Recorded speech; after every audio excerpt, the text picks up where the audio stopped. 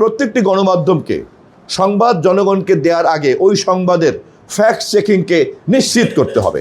সেটা যে ধরনের গণমাধ্যমে হোক না কেন, ফ্যাক্ট চেকিংয়ের শর্ত পূরণ করা ছাড়া কোনো সংবাদ যদি বাইরে প্রচারিত হয় তাহলে ওই সংবাদ প্রকাশকারী সংশ্লিষ্ট সকলকেই আমরা আইনের আওতায় আনতে পারবো।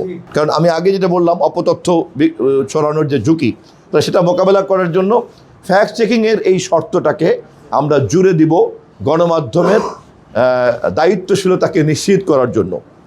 আমি বিশ্বাস করি সৎ সাংবাদিকরা সকলেই আমাদের এই ভূমিকাকে সমর্থন করবেন দায়িত্বশীল স্বাধীনতাকে নিশ্চিত করার জন্য।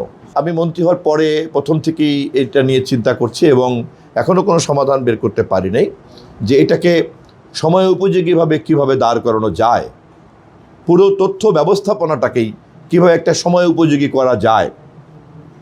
বড় বড় দুইটা চ্যালেঞ্জ। একটা চ্যালেঞ্জ হচ্ছে পুরনো, সেটা হচ্ছে অবাধ তথ্য প্রবাহের ক্ষেত্রে সরকারের পক্ষ থেকে বাধা। ফ্যাসিবাদ যখন ছিল তখন স্বাভাবিকভাবেই সে তথ্য প্রবাহটাকে তার মতো করে সে নিয়ন্ত্রণ করতে চাইতো। সারা পৃথিবীতেই ফ্যাসিবাদ তাই করে।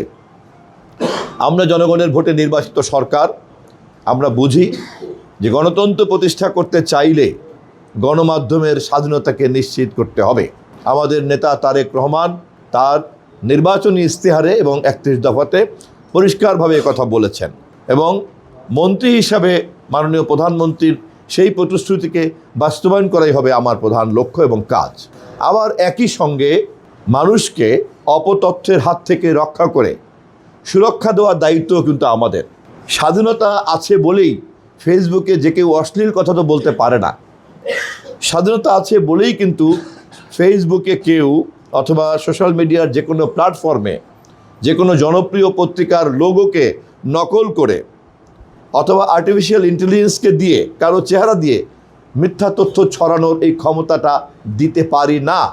অতএব তার মানে হচ্ছে যে স্বাধীনতাকে আমি যদি একটা দায়িত্বের সীমানার মধ্যে আমি যদি না আটকাই তাহলে স্বাধীনতার নামে একটা নৈরাজ্য তৈরি হবে।